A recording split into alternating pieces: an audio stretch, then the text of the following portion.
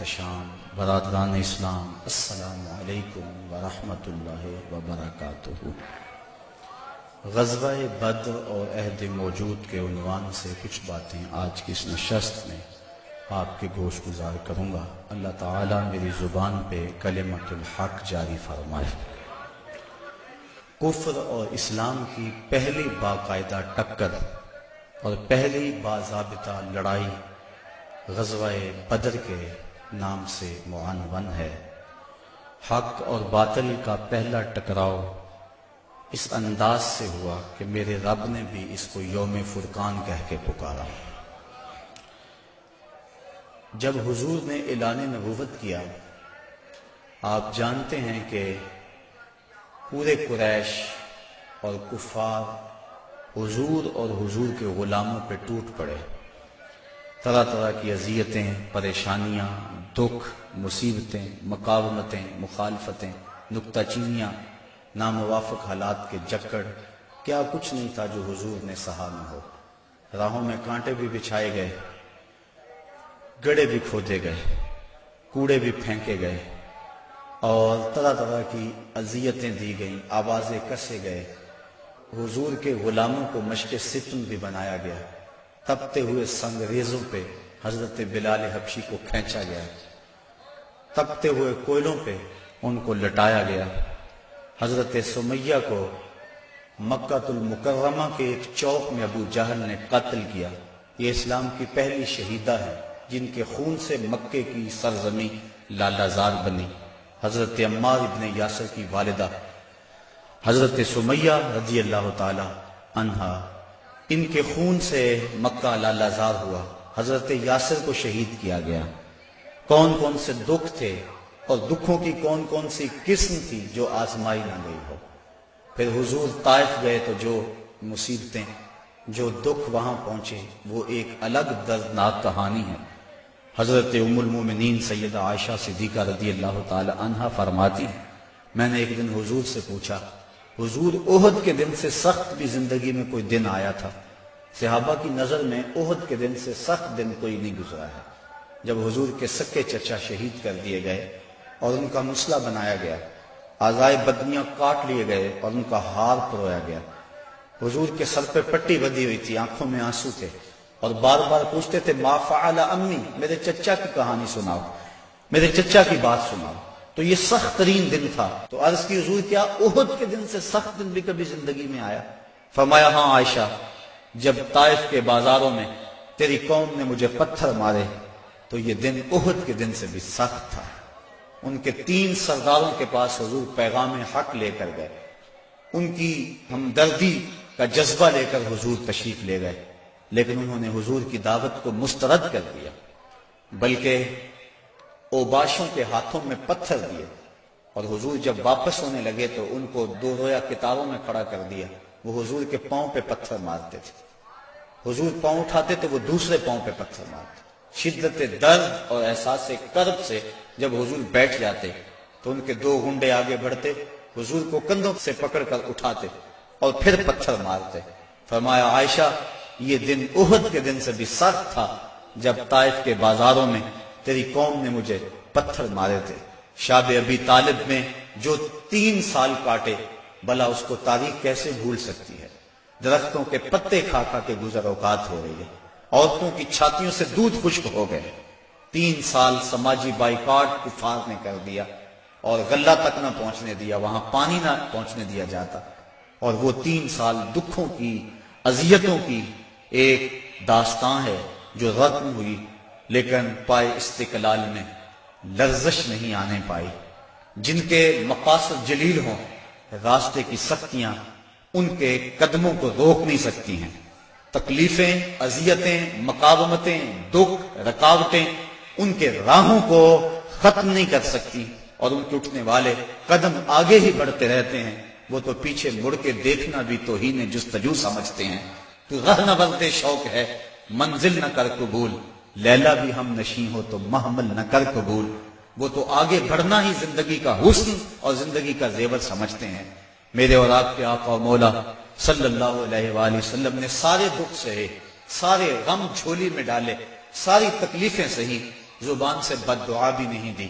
طائف کے بازاروں میں جب یہ اذیت ناک مراحل سے گزرے، اس وقت جو 7 صحابہ تھے انہوں نے عرض کی حضور ان کے لیے بد دعا بول دیں۔ فرمایا میں رحمت بن کے آیا ہوں، میں زحمت بن کر نہیں آیا۔ لیکن ان کا پہم جب اسرار ہوا تو حضور نے ہاتھ اٹھا دیے۔ صحابہ منتظر تھے، ابھی لب جنبش کریں گے اور ابھی آسمان سے پتھر برسیں گے، یہ 2 پہاڑ طائف کے آپس میں جڑ جائیں گے اور یہ درمیان میں پس جائیں گے۔ لیکن جب لب واہ ہوئے، کلمات کیا ترتیب پائے، اللہم اہد قومی فإنہم لا یعقلون، اے اللہ میری قوم کو ہدایت دے دے، یہ مجھے جانتی نہیں ہے، اگر جانتی ہوتی تو مجھے یوں پتھر نہ مارتی، میری راہوں میں پھول بچھاتی۔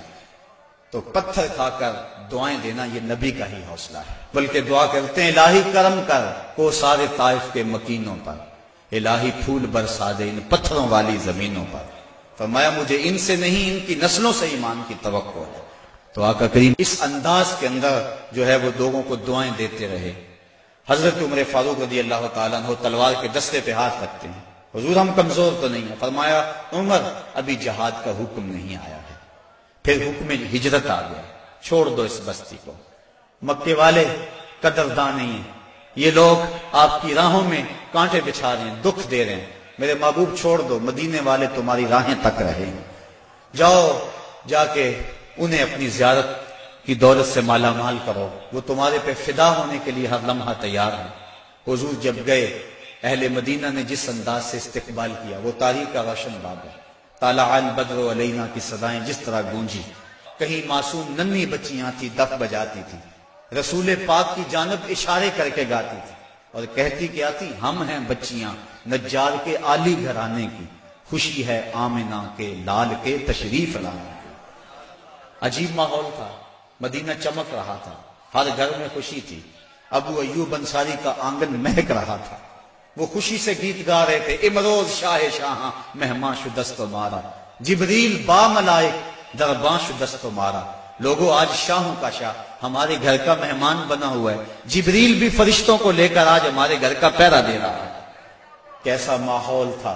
آقا کریم نے یہاں آ کے ریاست مدینہ کی طرح ڈالی اور یہاں ایک نظم قائم کیا، یہودیوں سے معاہدے کیے، کفار مکہ کو یہ سب کچھ ایک آنکھ نہ بھایا۔ ابو جہل نے عبداللہ ابن ابی کو خط لکھا کہ اہل مکہ جو ہمارے سے تمہارے پاس گئے ہیں ان سے لڑائی کرو، ورنہ ہم تم سے لڑائی کریں گے اور تمہاری بیویوں کو اپنی لونڈیاں بنا لیں گے۔ اس طرح اس مضمون کا ایک خط مسلمانوں کو بھی لکھا اور مختلف ان کے جتھے مسلمانوں کی چراگاہوں پہ حملہ کرتے رہے اور مسلمان بھی ان کا جواب دیتے رہے۔ عمر حضرمی کا قتل ایک اہم ایشو بنا اور اس کے بعد ابو سفیان کا قافلہ جو شام سے واپس آ رہا تھا، تو جب انہیں خطرہ لاحق ہوا تو اس نے زمزم غفاری ایک شخص کو سونا دے کر بھیجا کہ جاؤ جا کے تم اہل مکہ کو بتاؤ کہ تمہارا قافلہ خطرے میں ہے اور مدد کو پہنچو۔ یہ ادھر سے چل پڑا، ادھر حضور کی پھوپھی حضرت عاتقہ سلام اللہ علیہا کو خواب آیا کہ ایک سوار اونچی پہاڑی پہ چڑھ کے کہہ رہا ہے کہ اے اہل غدر اپنی قتل گاہوں کو 3 دن کے اندر اندر دوڑو۔ تو اس کے بعد وہ اونٹ سوار کعبۃ اللہ کی چھت پہ آ گیا اور یہ آواز وہاں بھی لگا رہا ہے، پھر جبل ابی قبیس پہ آ گئے اور وہاں اس نے یہ آواز لگائی، لوگ اکٹھے ہو گئے اور پھر ایک بہت بڑی چٹان پتھر کے اوپر سے گری اور ٹکڑے ٹکڑے ہو گئے۔ مکے کا کوئی گھر ایسا نہیں تھا جس میں اس کے کنکر اور اس کے ٹکڑے نہ گرے۔ تو حضرت عاتقہ جب بیدار ہوئی تو انہوں نے اپنے بھائی حضرت عباس بن عبد المطلب رضی اللہ تعالی عنہ کو یہ خواب سنایا، انہوں نے کسی اور کو خواب سنا دیا، چلتے چلتے یہ خواب ابو جہل تک پہنچ گیا۔ حضرت عباس بن عبد المطلب سین حرم میں طواف کے لیے گئے تو ابو جہل ایک ٹولی کی شکل میں بیٹھا ہوا تھا، کہنے لگا بل فضل بنو ہاشم میں ایک نبی کافی نہیں تھا کہ ایک نبیہ نے بھی اعلان کر دیا؟ کہتے میں نے پوچھا کیا ماجرا ہوا؟ تو اس نے یہ خواب سنایا، میں نے ٹال مٹول کر دی، لیکن اس نے خوب پراپیگنڈا کیا، بلکہ کہا کہ اگر 3 دن تک کوئی ایسا واقعہ نہ ہوا تو ہم چمڑے کے اوپر لکھ کر کعبے کی دیوار سے لٹکا دیں گے کہ سب سے جھوٹا خاندان بنو ہاشم ہے۔ حضرت عباس رضی اللہ تعالیٰ عنہ فرماتے ہیں کہ میں جب گھر گیا تو مجھے عورتوں نے سخت کوسنے دیے کہ وہ بدبخت پہلے تمہارے مردوں پہ بات کرتا تھا اب عورتوں پر بھی باتیں کرنے لگ گیا۔ کہتے میں غصے سے نکلا، میرا خیال تھا جب ملے گا اگر کوئی بات کرے گا تو پھر میں اس کو خوب جواب دوں گا۔ جو ہی میں سینے حرم میں داخل ہوا تو ابو جہل بھاگ رہا تھا، میں سمجھا کہ شاید میرے سے ڈر کے بھاگ گیا، لیکن ماجرا کچھ اور تھا۔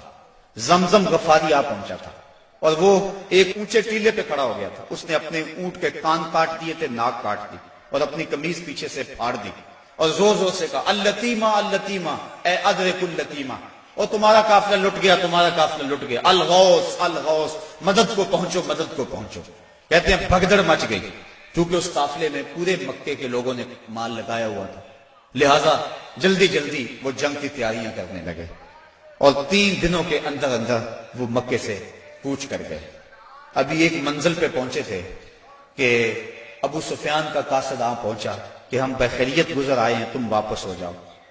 سارے صاحب لوگوں نے مشورہ دیا، لیکن ابو جہل کہتا تھا نہ، ہم نے بدر میں جانا ہے، 3 دن تک وہاں ہم نے قیام کرنا ہے، وہاں شرابیں پیئیں گے، وہاں جشن منائیں گے، پورے عرب پہ ہماری دھاک بیٹھے گی۔ اسے بڑے لوگوں نے سمجھایا لیکن وہ ماننے کو تیار نہ ہوا۔ ہر منزل پہ ہر روز کوئی نہ کوئی سردار دعوت کرتا، 9 یا 10 اونٹ ذبح کرتا اور یہ قافلہ آگے بڑھ رہا ہے۔ ادھر حضور نے صحابہ کو جمع کیا، مٹھی پر جماعت، ایک چھوٹا سا گھونسلہ جو تیار کیا تھا، ایک چھوٹی سی کائنات اور دنیا جو حضور نے تیار کی تھی۔ حضور نے فرمایا صحابہ مجھے مشورہ دو، اشیروا علی ایھا الناس، لوگوں مجھے بتاؤ کیا کیا جائے۔ حضرت عمر فاروق رضی اللہ تعالی عنہ، حضرت ابو بکر صدیق رضی اللہ تعالی عنہ، انہوں نے عرض کی حضور آپ جو چاہیں ہم آپ کے ساتھ ہیں۔ حضرت مقداد نے عرض کی حضور آپ برق الغماد تک بھی جانا چاہیں تو ہم آپ کا ساتھ دیں گے۔ حضور نے فرمایا مجھے مشورہ دو۔ ابو بکر و عمر نے عرض کی اے ہادی دورہ، ہمارے مال و جان اولاد سب کچھ آپ پر قربان، غلامان محمد جان دینے سے نہیں ڈرتے، یہ سر کٹ جائے یا رہ جائے کچھ پرواہ نہیں کرتے۔ اٹھے مقداد، عرض کی اے سرور عالم، نہیں ہیں قوم موسیٰ کی طرح کہہ دینے والے ہم، ہمارا فخر یہ ہے ہم غلامان محمد ہیں، ہمیں باطل سے کیا ڈر، زیر دامان محمد۔ حضور علیہ السلام نے پھر فرمایا شیرو علیہ ایھا الناس، لوگو مجھے مشورہ دو۔ حضرت عمر فاروق پھر اٹھے تو حضور نے پھر کہا شیرو علیہ ایھا الناس، لوگو مجھے مشورہ دو۔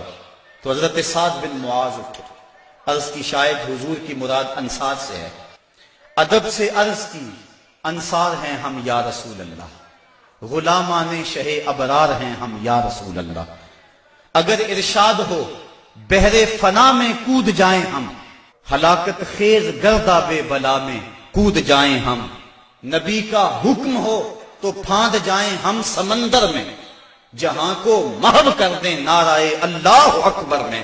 یہ قریش مکہ تو کیا چیز ہیں، دیووں سے لڑ جائیں، سنانے نیزہ بن کے سینہ باطل میں گڑ جائیں۔ حضور آپ کا حکم تو ہو۔ آقا کریم علیہ السلام خوش ہو گئے، فرمایا چلو بدر کی طرف پیش قدمی ہوئی۔ 313 افراد پر مشتمل یہ قافلہ جب مدینے سے نکلا تو عجیب حالت تھی، مختصر سامان تھا، 2 گھوڑے، 6 زرہیں، 8 شمشیریں، پلٹنے آئے تھے یہ لوگ دنیا بھر کی تقدیریں۔ مسلمان جب نکلے نا تو ان کے پاس تلواریں بھی 8 تھیں، اور وہ بھی مورخین لکھتے ہیں سلامت نہیں تھی، کسی کا دستہ ٹوٹا ہوا تھا، کسی کی نوک نہیں تھی، کوئی زہر میں بجھنے والی تھی، اور 2 گھوڑے تھے، 70 اونٹ تھے، اور 6 زریں تھی۔ جن کے پاس تلواریں نہیں تھی انہوں نے کھجوروں کے ڈنڈے توڑ لیے۔ اللہ اکبر، کیسا منظر تھا، کیسا ماحول تھا۔ یہ لشکر ساری دنیا سے انوکھا تھا، نرالا تھا کہ اس لشکر کا افسر کالی کملی والا تھا، عجیب رنگ تھا اس لشکر کا، چشم فلک نے کبھی ایسا منظر نہیں دیکھا ہوگا۔ فاقہ مست لوگ جن کے بدن پہ پورے کپڑے بھی نہیں ہیں، اور دنیا کی اس وقت کی بڑی طاقت سے ٹکر لینے کے لیے پورے جذبوں کی فراوانی سے جب مدینے سے باہر نکلے تو یہودی اپنی دکانوں پہ بیٹھے ہوئے تھے۔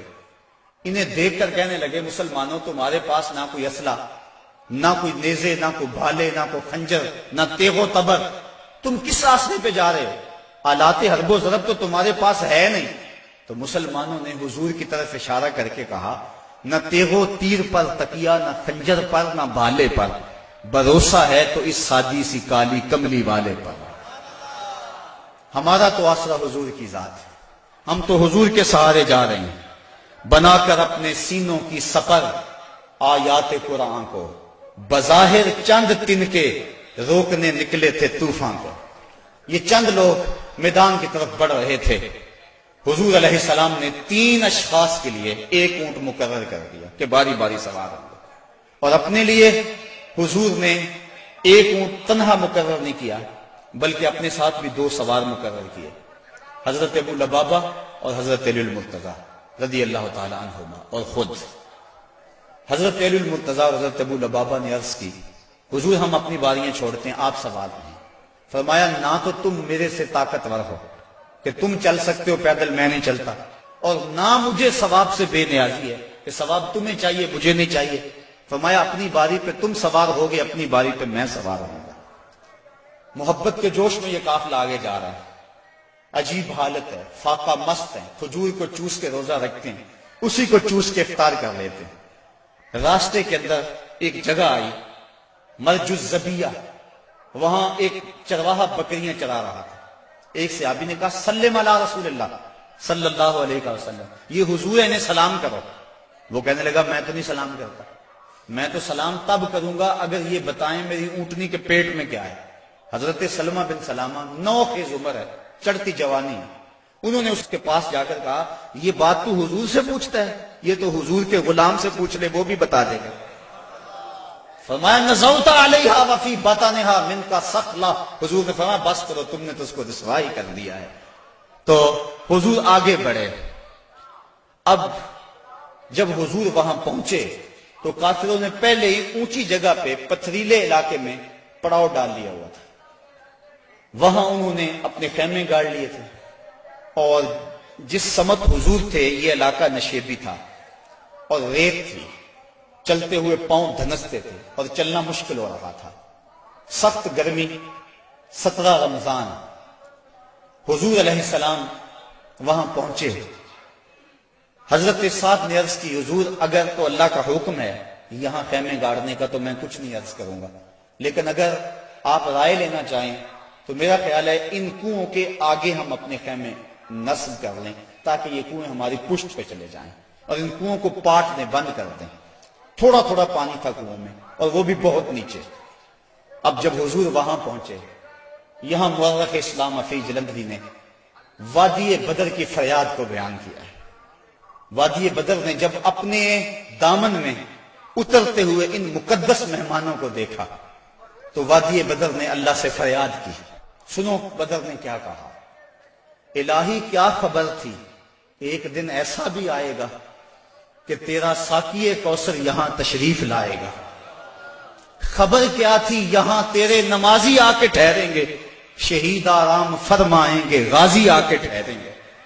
مالک مجھے پتا ہوتا طوفان نوح میرے اوپر سے گزرا تھا، میں کوئی پانی جمع کر رکھتی، آج ان غازیوں کو، ان مجاہدوں کو میں پانی پیش کرتی، میں شبنم کے قطرے ہی جمع کرتی رہتی، اور آج تیرے رسول کے غلاموں کو وہ پانی پیش کر دیتی۔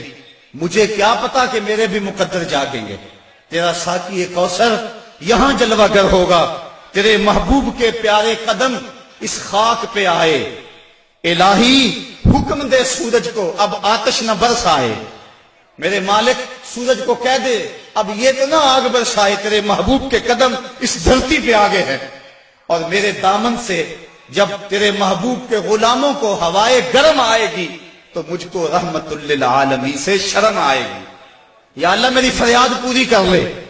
اس وادی نے فریاد کی اور دعا کرتے ہوئے وادی نے کہا برائے چند ساعت ابر بارہ بھیج دے یا رب، برائے چند ساعت ابر بارہ بھیج دے یا رب، بہاراں بھیج دے یا رب، بہاراں بھیج دے یا رب۔ وادی نے یہ دعا کی، دعا صحرا نے مانگی دامن امید پھیلا کر، یکا یک ابر بارہ آسماں پر چھا گیا آخر، مدینے کی بلندی سے جو رحمت کی گھٹا اٹھی تو استقبال کو فردوس کی ٹھنڈی ہوا اٹھی۔ عجیب منظر بن گیا، اچانک بارش برسنا شروع ہو گئی، اور یہ نشیبی علاقے کے اندر جو ریت تھی وہ جم گئی اور حوض پانی سے بھر گیا، اوپر کیچڑ ہو گیا، وہ چلتے ہیں تو ان کے پاؤں پھسلتے ہیں اور یہاں پاؤں جمنے لگے۔ یہ اللہ کی پہلی مدد تھی جو بدر میں مسلمانوں کو پہنچی۔ رات ہوئی، کفار نے عیش و نشاط کی بزم سجائی، لونڈیاں ساتھ آئی تھیں اور گانے والی عورتیں ساتھ تھی جو گا گا کے ان کو داد عیش دیتی تھی، اور شرابوں کے جام لڑائے جانے لگے۔ ادھر فاقہ مستوں کی یہ مٹھی بھر جماعت، حضور کے لیے مسجد عریش بنائی گئی، ایک چھپر تیار کیا گیا۔ حضرت ابوبکر صدیق رضی اللہ تعالیٰ عنہ حضور کے پیرے کے لیے کھڑے ہو گئے۔ فرماتے ہیں ساری رات حضور نے سجدوں میں، قیام میں اور رکوع میں گزار دی۔ ساری رات اللہ کی بارگاہ میں روتے رہے اور اللہ کی بارگاہ میں عرض کرتے رہے، اللہم ھذا قریش اقبلت بخیلائھا وفخرھا تحادک وتکذب رسولک اللہم فنصرک الذی وعدتنی۔ اے اللہ یہ قریش بڑے فخر سے آئے ہیں، تجھے بھی جھٹلاتے ہیں، تیرے رسول کی بھی تکذیب کرتے ہیں، میرے مالک جو میرے سے وعدہ کیا ہے وہ وعدہ پورا کر دے۔ حضرت ابوبکر صدیق رضی اللہ تعالیٰ عنہ فرماتے ہیں حضور کی چادر انور سر سے سرک کے کندھوں پہ آ جاتی اور کندھوں سے سرک کے حضور کی کمر پہ آ جاتی، اور میں حضور کی چادر دوبارہ سر پہ دیتا اور عرض کرتا بس کرو یا رسول اللہ، بس کرو، اللہ کی مدد آ جائے گی، بس کرو۔ لیکن حضور بار بار کہتے یا حیو یا قیوم، یا حیو یا قیوم۔ ساری رات حضور نے دعاؤں میں گزار دی۔ جب سحری کا وقت ہوا، نماز ہوئی، حضور نے لوگوں کو کہا لوگوں صفیں سیدھی کر لو۔ حضور نے ہاتھ میں چھڑی یا کوئی تیر پکڑا ہوا ہے اور لوگوں کو کہا کہ صفیں سیدھی کرو۔ حضرت سواد رضی اللہ تعالی عنہ ایک صحابی تھے، وہ سب سے تھوڑا سا آگے بڑھ گئے۔ حضور نے وہ چھڑی سے ان کے پیٹ میں ٹھوکر دی کہ استوی یا سواد، سواد سیدھے ہو جاؤ۔ تو حضرت سواد سیدھے ہو گئے، ساتھ ہی عرض کرنے لگے حضور مجھے اس کی بڑی تکلیف ہوئی ہے، درد ہوا ہے، میں آپ سے بدلہ چاہتا ہوں، قصاص مانگتا ہوں۔ سارے صحابہ ان کے کان کھڑے ہو گئے، اس حالت میں یہ کیا کہہ رہے ہیں؟ حضور نے فرمایا اچھا بدلہ لے لو۔ عرض کی حضور جب آپ نے مجھے چھڑی ماری تھی تو میرا پیٹ برہنہ تھا، حضور نے زرہ کے بند کھول دیے اور پیٹ ننگا کر دیا۔ حضرت سواد نے جب حضور کے چمکتے ہوئے بطن کو دیکھا فقبل بطنہ، تو چمٹ گئے اور حضور کے پیٹ کو چومنے لگے۔ حضور نے فرمایا سواد تجھے اس چیز پہ کس نے ابھارا؟ عرض کی حضور منظر آپ کے سامنے ہے، میں اس لیے یہ کام کیا ہے کہ آخری وقت میرا بطن آپ کے بطن سے چھو جائے۔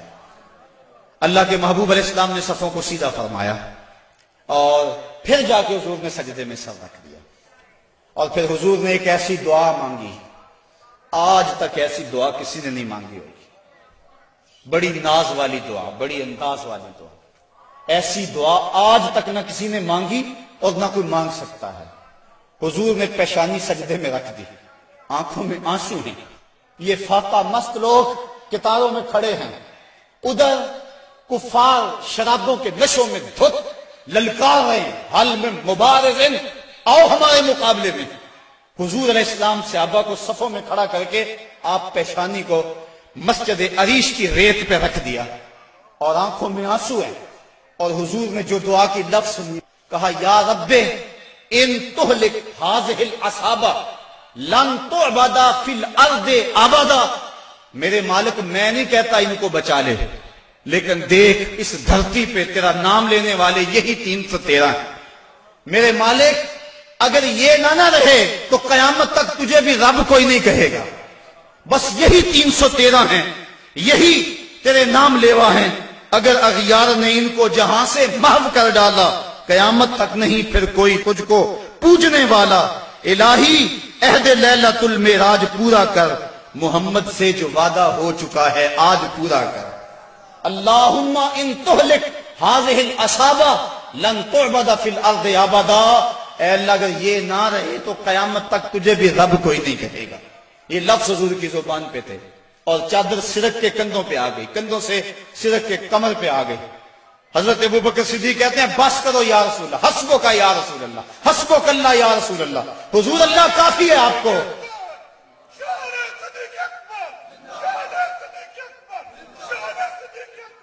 تو کہا حضور بس کرو بس کرو، اللہ کی مدد آ گئی۔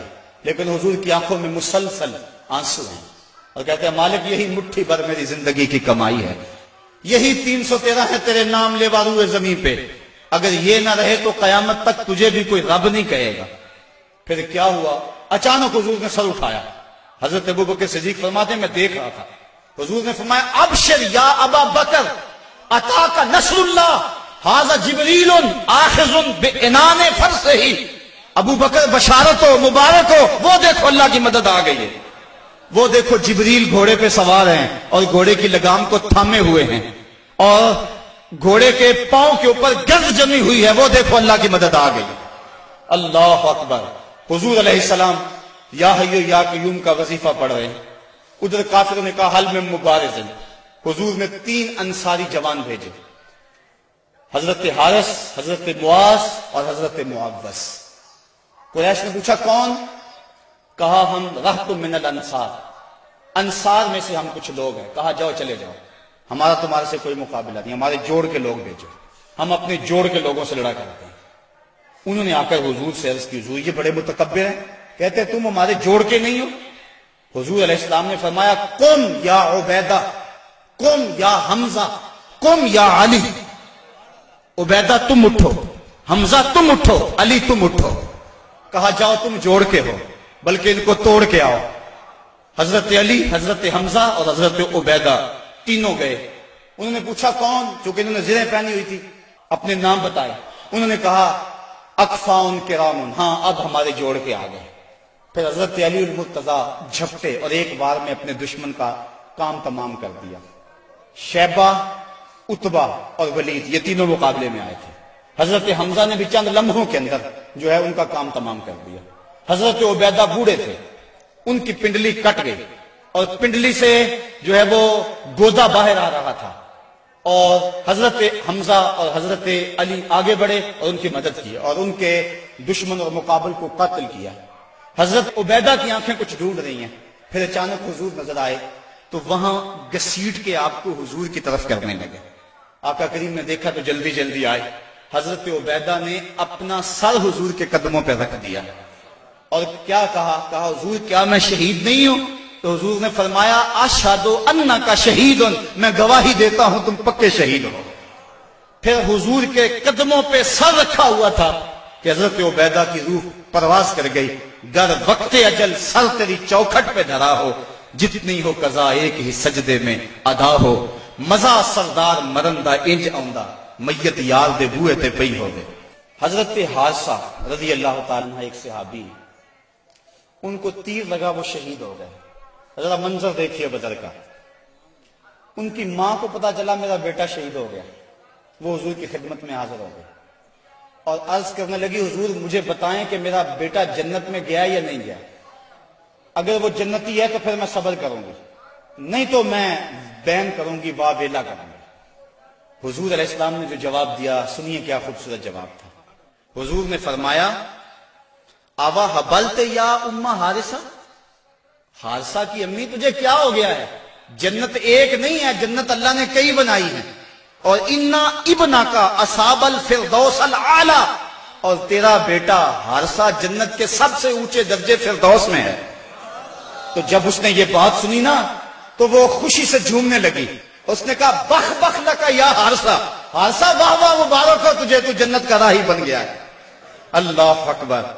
اب حضور علیہ السلام اسی چھپر میں بیٹھے۔ حضرت علی المرتضیٰ فرماتے ہیں میں جنگ کرتا اور کئی کافروں کو جہنم رسید کرتا، پھر مجھے شوق ہوتا میں حضور کے پاس جاتا اور میں دیکھتا حضور سجدے میں سر رکھا ہوا ہے اور کہتے ہیں یا حیو یا قیوم، یا حیو یا قیوم، یہ لفظ ہے حضور کی زبان پہ۔ میں 3 مرتبہ گیا اور تینوں مرتبہ جو ہے وہ حضور کی زبان پہ یہی لفظ تھے اور سر سجدے میں تھا۔ اس کے بعد پھر گمسان کا رنگ پڑا اور کافروں نے یک بارگی حملہ کر دیا۔ حضرت علی المرتضیٰ سے روایت ہے، فرماتے ہیں جب سب نے یک بارگی حملہ کیا نا تو ہم نے کیا دیکھا کہ حضور بھی اٹھ کے آ گئے۔ اللہ اکبر۔ فلک سہما ہوا تھا کافروں کی چیرہ دستی سے، زمین شک ہو رہی تھی غلبہ باطل پرستی سے، مگر جب کملی والا آ گیا اٹھ کر مسلح سے، خدائی ہو گئی محفوظ کافروں کے حلے سے، صدائے نعرہ تکبیر سے تھرا اٹھی وادی، کہ امت کے ضعیفوں کی مدد کو آ گیا ہادی، نہ ہتھوں کو سہارا مل گیا دستے پیمبر سے، زمانہ گونج اٹھا نعرہ اللہ اکبر سے، فضا میں ہر سمت لہرا گیا اسلام کا جھنڈا، برائے اہل عالم امن کے پیغام کا جھنڈا۔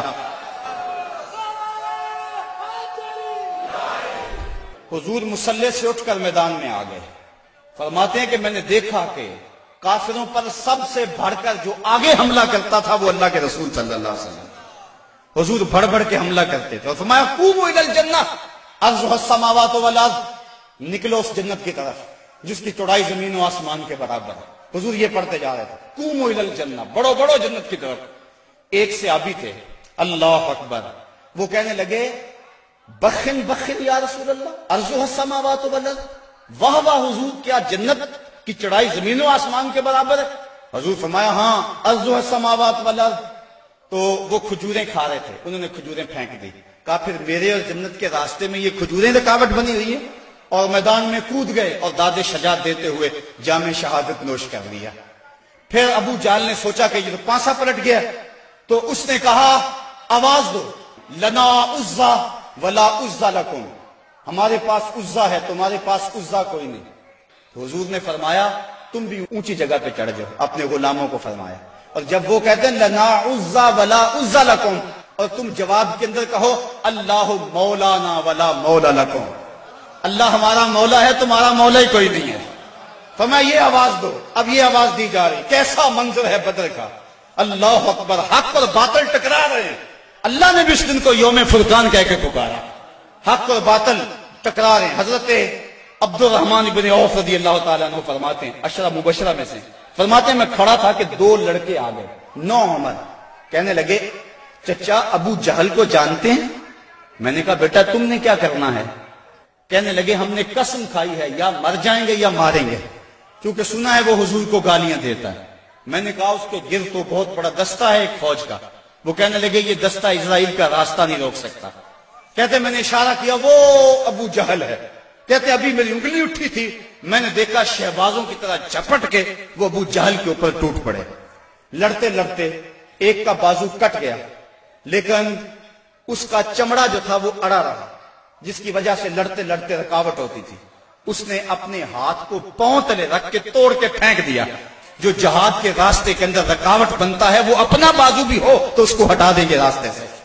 ابو جہل کی ٹانگیں کاٹی اور پھر دوڑے دوڑے حضور کے پاس آئے، ننھی ننھی تلواریں، چھوٹے چھوٹے بچے، معاذ اور محبس افرا کے بیٹے، یہ دونوں حضور کے پاس آئے اور کہنے لگے حضور، ایک نے کہا حضور ہم نے ابو جہل کو قتل کیا ہے، دوسرا کہنے لگا نہیں نہیں حضور میں نے قتل کیا ہے۔ یہ آپس کے اندر میٹھی لڑائی لڑنے لگے۔ حضور فرمانے لگے تم نے تلواروں کو دھویا تو نہیں ابھی؟ کہا نہیں حضور۔ فرمایا لاؤ اپنی تلواریں۔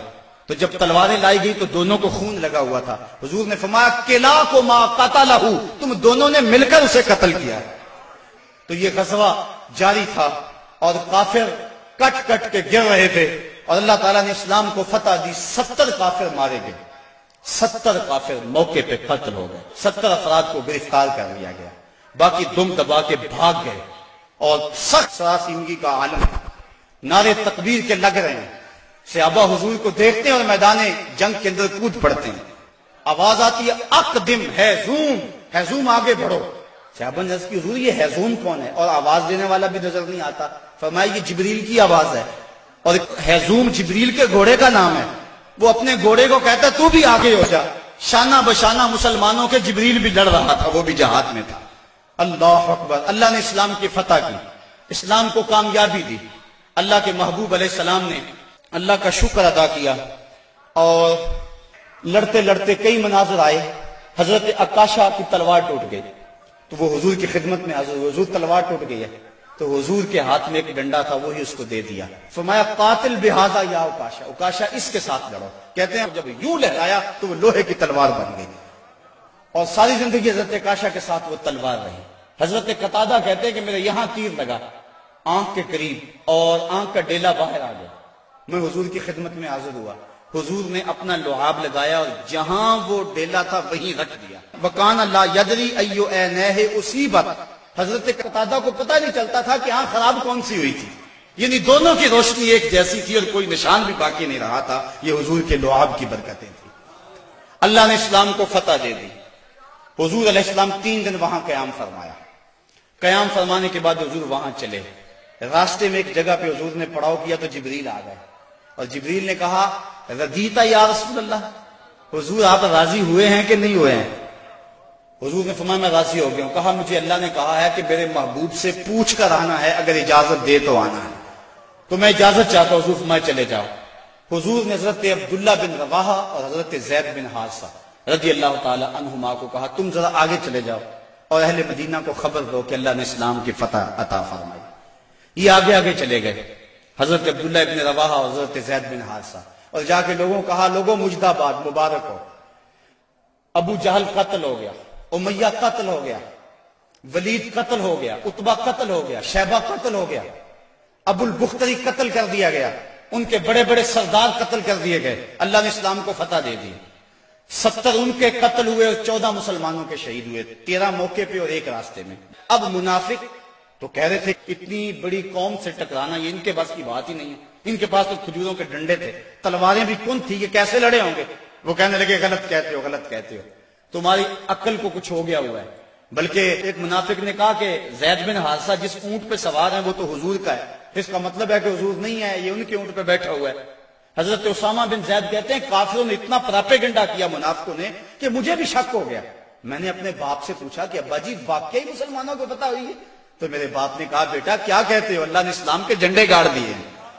اللہ اکبر۔ حضرت عاصم بن عدی کہتے ہیں میں نے حضرت عبداللہ ابن رواحہ کو ایک طرف کیا، میں نے کہا احقا ما تقول یا ابن رواحہ، اے رواحہ کے بیٹے جو تم کہتے ہو حق کہتے ہو؟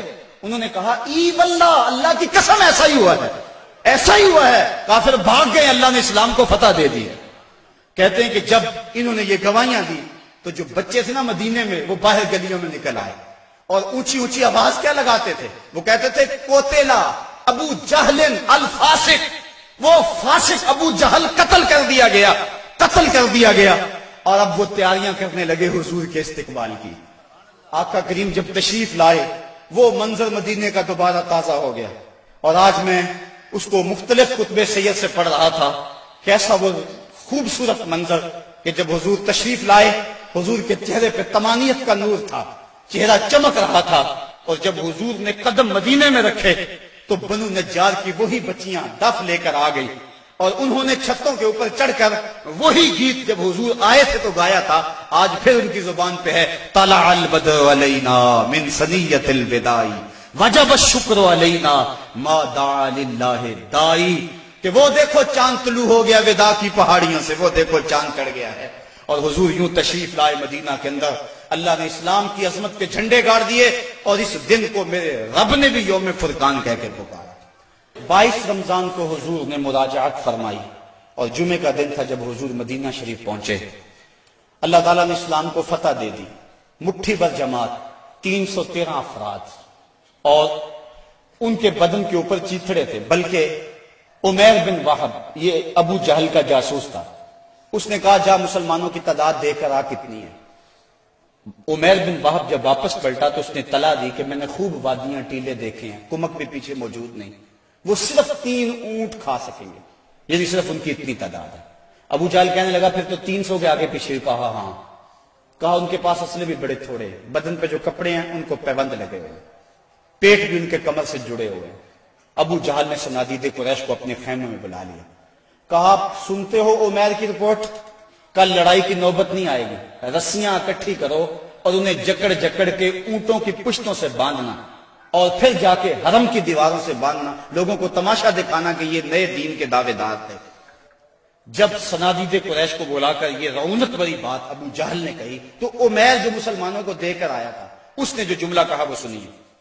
اس نے کہا وَلَٰكِنْ رَأَيْتُ يَا مَعْشَرَ قُرَيْشٍ الْبَلَايَا تَحْمِلُ الْمَنَايَا، اے قریش کے سردارو تکبر میں نہ آؤ، میں نے اپنی ان آنکھوں سے دیکھا ہے کہ یثرب کی اونٹنیاں اپنی پشتوں پہ نری موتیں اٹھا کے لے آئی، اور تم کہتے ہو رسیاں اکٹھی کرو، میرا مشورہ مانگتے ہو تو رات کی تاریکی میں بھاگ سکتے ہو تو بھاگ جاؤ، اس قوم سے لڑنا تمہارے بس کا روگ نہیں ہے جو مرنے کے لیے آئی ہے، اور میں نے زخمی سانپوں کی طرح انہیں پیچ و تاب کھاتے ہوئے دیکھا ہے، واللہ کل ان میں سے کوئی مرے گا نہیں جب تک تم میں سے ایک ایک کو لڑ نہیں جاتا، اور اگر اتنے لوگ تمہارے مر جائیں تو پھر افسوس ہے تمہارے جینے پر۔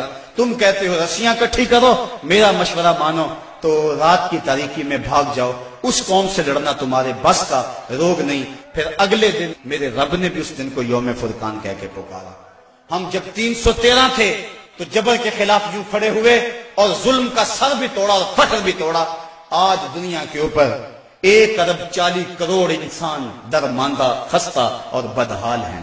آج حال یہ ہے، کابل سے کندھار تک، قلعہ جنگی سے دشت لیلہ تک، تورا بورا سے تقریب تک، موصل سے بغداد تک، جاوا کے ساحل سے رباط کے کوچہ و بازار تک، نیل سے کاشمیر تک، القدس سے کشمیر تک، دریائے آمو کی لہروں سے ڈل جھیل کے کناروں تک، ہر سمت کفر دندنا رہا ہے اور ہم دفاعی پوزیشن میں بھی نہیں رہے۔